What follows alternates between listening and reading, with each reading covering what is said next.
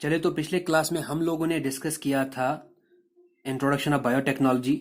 आज के क्लास में हम पता करेंगे कि प्रिंसिपल्स ऑफ बायोटेक्नोलॉजी क्या होते हैं। देखिए, कोर प्रिंसिपल जो बायोटेक्नोलॉजी के लिए है वो एक तो जेनेटिक इंजीनियरिंग है और दूसरा आपका बायो प्रोसेस इंजीनियरिंग है। फिलहाल के लिए जेनेटिक इंजीनियरिंग को डिस्कस करते हैं। जेनेटिक इंजीनियरिंग का अगर सिंपल मतलब पूछे तो इसका मतलब होता है आप कुछ ऐसा करो जिससे आपके पास एक जो है जेनेटिक मटेरियल, जो एग्जिस्टिंग जेनेटिक मटेरियल है आपके पास, उसको आप अल्टर करो, उसको आप थोड़ा सा चेंज करो। हालांकि मैंने यहाँ पे केमिस्ट्री लिखा हुआ है तो केमिस्ट्री नहीं कह सकते हैं, लेकिन किसी हद तक आप समझ भी सकते हो इससे, तो ये मैं आगे समझा दूंगा।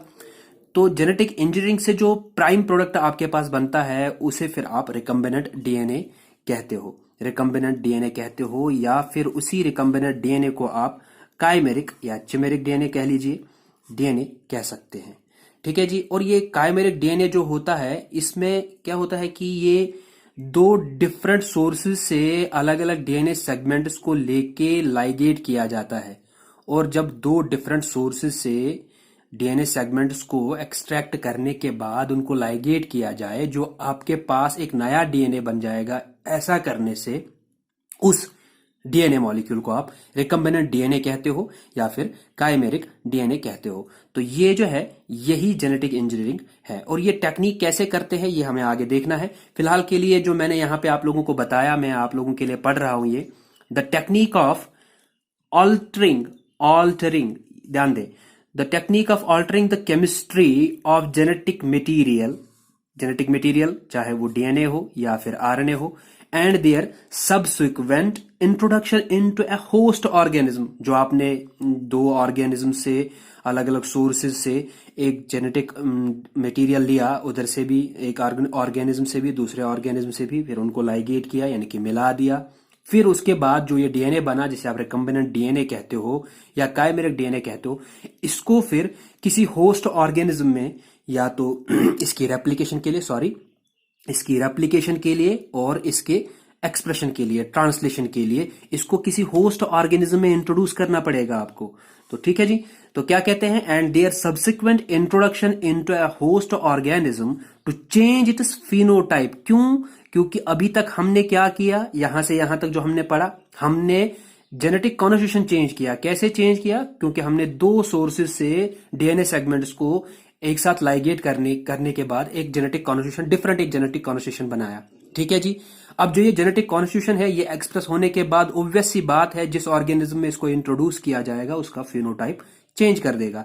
तो क्या कहता है कि जब आप इसको इंट्रोड्यूस करोगे to change its phenotype, whose phenotype, organism phenotype, is known as genetic engineering कहते हैं इसको। इसी को आप जेनेटिक इंजीनियरिंग कहते हो। आई होप कि आपको ये समझ में आ गया होगा। देखिए, जो अब मैं यहाँ पे थोड़ा सा इसको समझा रहा हूं यहाँ पे कि the altered DNA thus created is called as recombinant DNA और chimeric DNA which has characters of DNA from multiple sources. Usually मैंने दो बात कही, आप इसको तीन सोर्सेज से भी आइडेट कर सकते हो। ठीक है जी।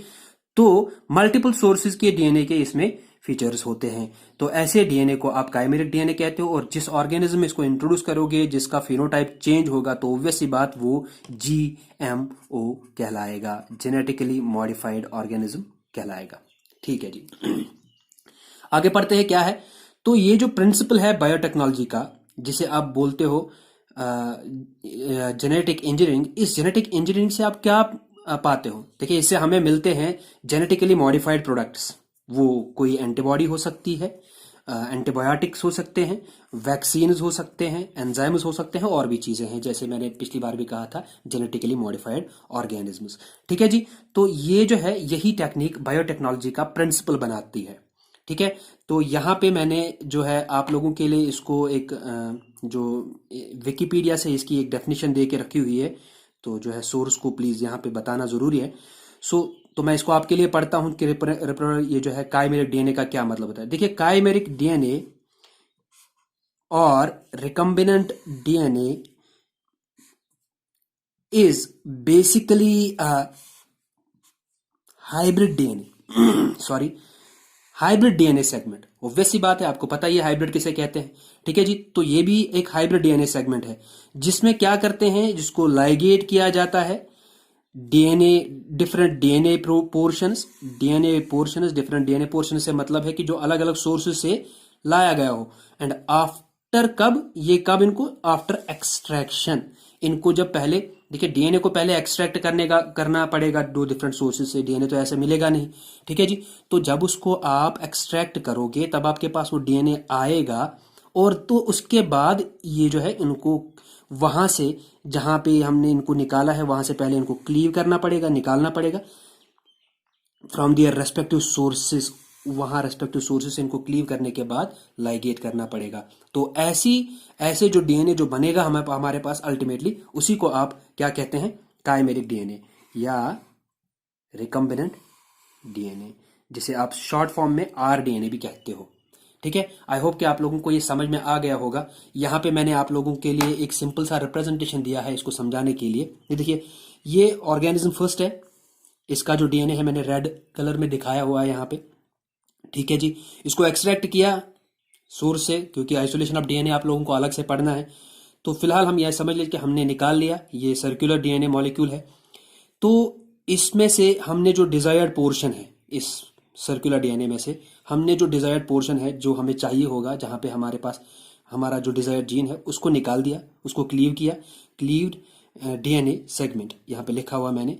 तो उसके बाद यहाँ से भी यही प्रोसेस किया, दूसरे ऑर्गेनिज्म से भी एक डीएनए सेगमेंट निकाला, उसका भी जो है डीएनए सेगमेंट, डिजायर्ड सेगमेंट निकाल दिया, और इन दोनों को फिर लाइगेट किया, प्रोसेस लाइगेशन। और जो मेरे पास नया डीएनए मॉलिक्यूल बना जो ऐसा दिखेगा, थोड़ा सा इसका कैरेक्टर, थोड़ा सा इसका कैरेक्टर, यानी कि कह सकते हैं थोड़ा सा इसका जेनेटिक कॉन्स्टिट्यूशन, थोड़ा सा इसका जेनेटिक कॉन्स्टिट्यूशन, और जो आपके पास नई चीज बनेगी, जो ये वाला डीएनए बना, इसी को आप काइमेरिक और रिकम्बिनेंट डीएनए कहते हैं। आई होप कि ये जो है मैं यहाँ पे समझा रहा था बेसिक आपको प्रिंसिपल ऑफ बायोटेक्नोलॉजी के बारे में, ये आपको समझ सॉरी। देखिए अब बायो प्रोसेस इंजीनियरिंग, देखिए बायो प्रोसेस इंजीनियरिंग को समझने के लिए हमने क्या समझना होगा, हमें सबसे पहले इस चीज का ख्याल रखना है कि बायो प्रोसेसेस का मतलब क्या होता है। मैंने आप लोगों के लिए यहाँ पे एक क्वेश्चन दिया हुआ है, why a biotechnologist uses masks, gloves etcetera.